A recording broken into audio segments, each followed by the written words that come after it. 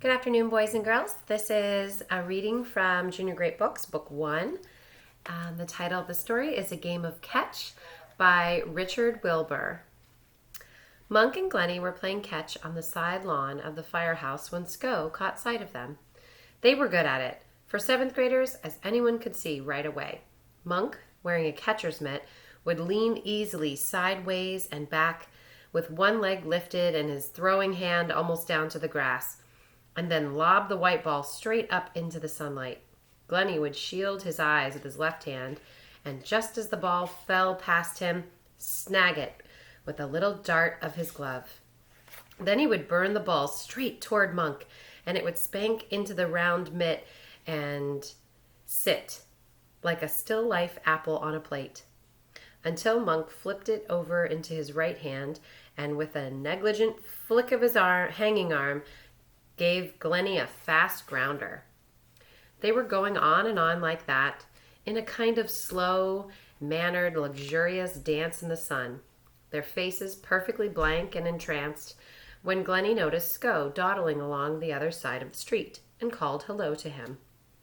Sco crossed over and stood at the front edge of the lawn near an apple tree, watching. "Got your glove?" asked Glennie after a time. Sco obviously hadn't. "You could give me some easy grounders," said Sco, "but don't burn 'em." "All right," Glennie said. He moved off a little so the three of them formed a triangle, and they passed the ball around for about 5 minutes. Monk tossing easy grounders to Sco, Sco throwing to Glennie, and Glennie burning them in to Monk. After a while, Monk began to throw them back to Glennie once or twice before he let Sco have his grounder. And finally, Monk gave Sco a fast, bumpy grounder that hopped over his shoulder and went into the break on the other side of the street.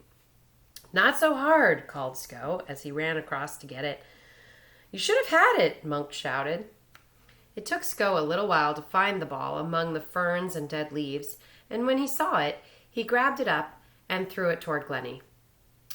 It struck the trunk of an apple tree, bounced back at an angle, and rolled steadily and stupidly onto the cement apron in front of the firehouse, where one of the trucks was parked.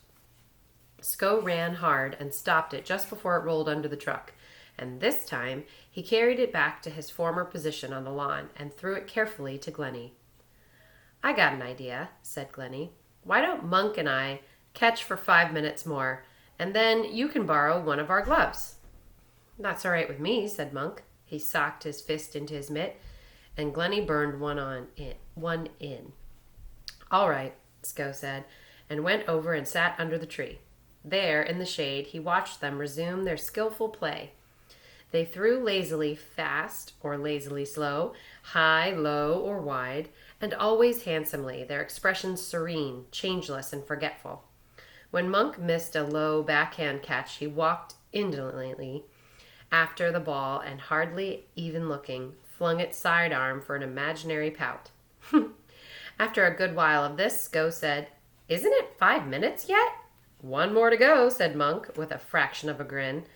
Sco stood up and watched the ball slap back and forth for several minutes more. And then he turned and pulled himself up into the crotch of the tree. "Where are you going?" Monk asked. "Just up the tree," said Sco. "I guess he doesn't want to catch," said Monk. Sco went up and up through the fat, light gray branches until they grew slender and bright and gave under him. He found a place where several supple branches were knit to make a dangerous chair, and sat there with his head coming out of the leaves into the sunlight.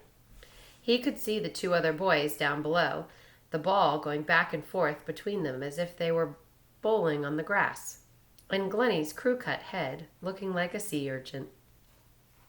"I found a wonderful seat up here," Sco said loudly. "If I don't fall out." Monk and Glennie didn't even look up or comment, and so he began jousting gently in his chair of branches and singing "Yo-ho, heave-ho" in an exaggerated way. "Do you know what, Monk?" he announced in a few moments. "I can make you 2 guys do anything I want. Catch that ball, Monk. Now you catch it, Glennie." I was going to catch it anyway," Monk suddenly said. "You're not making anybody do anything when they're already going to do it anyway. I made you say what you just said, Sko replied joyfully. No, you didn't, said Monk, still throwing and catching, but now less serenely absorbed in the game. That's what I wanted you to say, Sko said. The ball bounded off the rim of Monk's mitt and plowed into a gladiolus bed beside the firehouse, and Monk ran to get it while Sko jounced in his treetop and sang, I wanted you to miss that. Anything you do is what I wanted you to do. Let's quit for a minute, Glennie suggested. We might as well, until the peanut gallery shuts up, Monk said. They went over and sat cross-legged in the shade of the tree. Sko looked down between his legs and saw them in the dim, spotty ground, saying nothing to one another. Glennie soon began abstractedly spinning his glove between his palms. Monk pulled his nose and stared out across the lawn. I want you to mess around with your nose, Monk, said Sko, giggling. Monk withdrew his hand from his face. Do that with your glove, Glennie, Sko persisted. Monk, I want you to pull up hunks of grass and chew on it. Glennie looked up and saw a self-delighted, intense face staring down at him through the leaves. Stop being a dope and come down, and we'll catch for a few minutes, he said.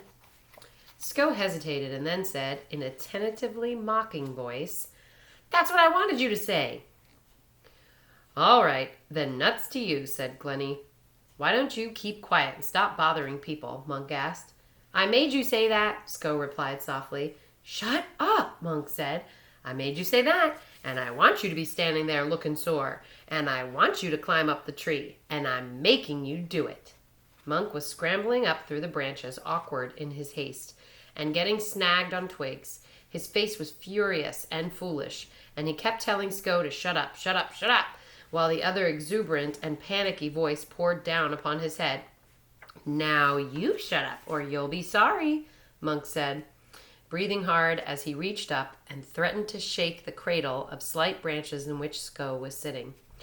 I want... Sko screamed as he fell. Two lower branches broke his rustling, crackling fall, but he landed on his back with a deep thud and lay still, with a strangled look on his face and his eyes clenched. Glennie knelt down and asked breathlessly, Are you okay, Sko? Are you okay? While Monk swung down through the leaves, crying that honestly he hadn't even touched him. The crazy guy just let go. Sko doubled up and turned over on his right side, and now both the other boys knelt beside him, pawing at his shoulder and begging to know how he was.